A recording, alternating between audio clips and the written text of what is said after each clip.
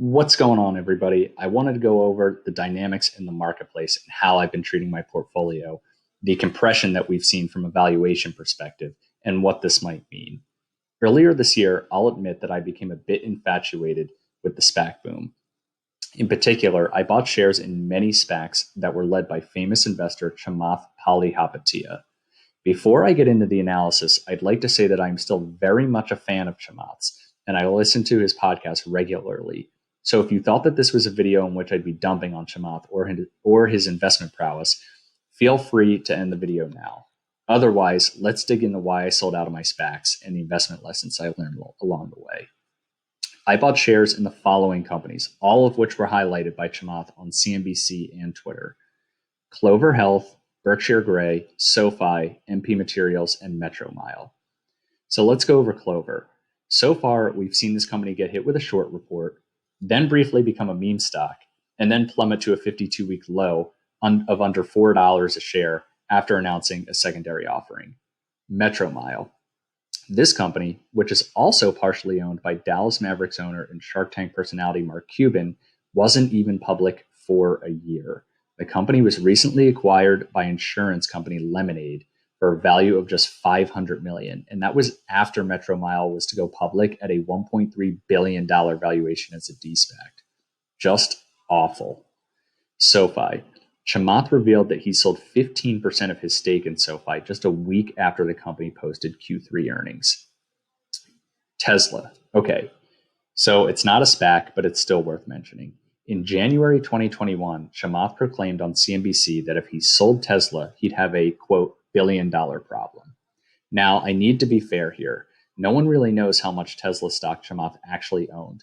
He made it clear during the interview that this was a metaphor for explanatory purposes only. Nonetheless, many retail investors felt validated in their thesis of long-term holding, especially given that there are so many Tesla bears. Well, over the summer, it was revealed during CNBC's Delivering Alpha conference that Chamath has sold his entire Tesla stake. So, what's going on here? The first thing I want to talk about is this notion of a banker versus an investor. When it comes to SPACs, investors dance a fine line between investor and banker. You see, when a company goes public in the traditional sense, they hire a bank to promote for them. Banks will allocate shares and market the company as it goes on a roadshow with the executive team and does a lot of these sort of marketing work, building investor presentations for the company that's going public. For SPACs, someone like Chamath, who's also an investor, will also go on TV and market why he's taking the company public. In a sense, he's acting like a banker by getting everybody psyched about the public offering. But as an investor, of course, he's going to say great things about it. What else is he going to do? So in a sense, I don't know if this is really on Chamath. I feel like maybe regulators need to figure out a better dichotomy here, because I can't really blame him as an investor that he goes on TV and then pumps the company up. He has really they really don't have any choice, these investors. So why did he sell? We need to remember that Chamath runs his own venture capital firm called Social Capital. He invests with his own money. And although he's a billionaire, he only has so much capital to allocate. He is not raising tens of or hundreds of millions or billions of dollars from limited partners. So if he sees a compelling opportunity, he needs to make an emotionless decision of where to raise the funds. And a lot of times this has come from his SPACs, and he uses those funds to invest in something new. Chamath also is not what's called a spray and pray investor. He's not investing in 50 or 100 things for $250K a pop. Chamath is writing checks for $250 million. So he needs to raise those funds from somewhere. Okay, another thing I want to talk about is, in my opinion, SPACs are basically still private companies. I realized something a few months ago, and I came to terms that I liked the idea of a SPAC more than I liked the companies themselves.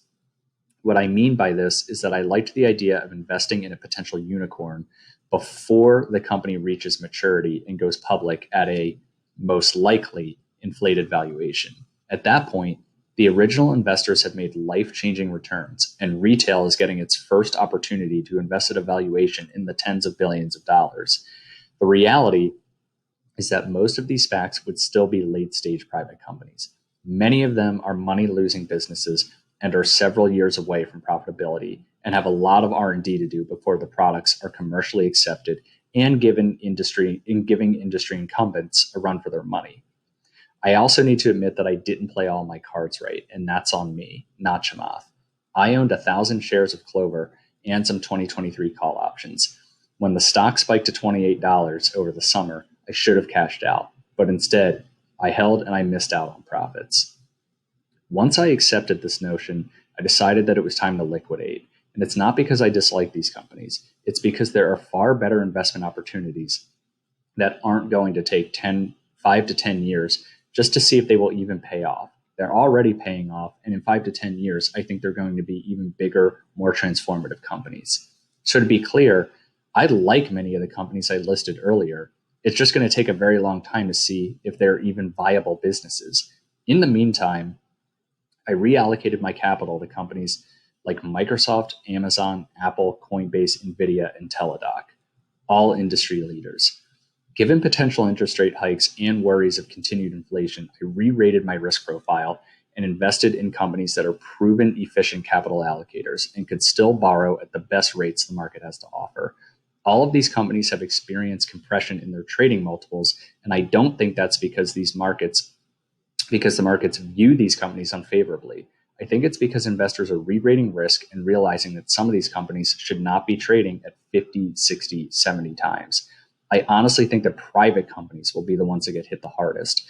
A lot of private companies have raised at unicorn valuations during COVID, raised capital at just insane valuations. And think about a $20 million software as a service business that is still burning cash, and they raised at 50 times their revenue, but they don't even have a real path to 100 million ARR. I would think the management and investors of those companies are a lot more stressed than companies like Apple and Microsoft. So kind of to summarize here, I'm going to include a link to Chamath's podcast below, as I still think it's worth listening to. If anything, you'll learn how he thinks about investing, especially from a risk perspective and what industries pique his interest. But when it comes to SPACs, a lot of people say online, oh, it's very important to do your due diligence and you really have to see what you're buying. That's true of any investment, not just SPACs. I think the real problem here is that a lot of people don't understand that most of these companies that are SPACing, they're SPACing because the largest investment banks like Morgan Stanley, JP Morgan, Goldman, they don't want to take these companies public, not yet at least. Not to say that they're bad businesses, but they're not ready. And so you need to think about it in a way of, hey, do I almost want to be like a venture capitalist investing in effectively private companies, but they're publicly listed because they went through a SPAC merger? Or what do I want? Do I want steady growth, highly visible revenue, industry leaders? That's what I decided I wanted. But let me know what you think. Definitely drop some comments because I do read them all and I try to reply to them all. And please like this video, share this video, subscribe to this channel if you learned something and you want to see other videos like this. I mostly talk about my portfolio, which is effectively all technology companies. I write some articles for the Motley Fool. I'll put everything in the description. I have a free Substack where, my newsletter, but please, again, if you could like this video, share this video, and consider subscribing to the channel and leaving comments, I will get back to you. I'd really appreciate it. Thanks for watching.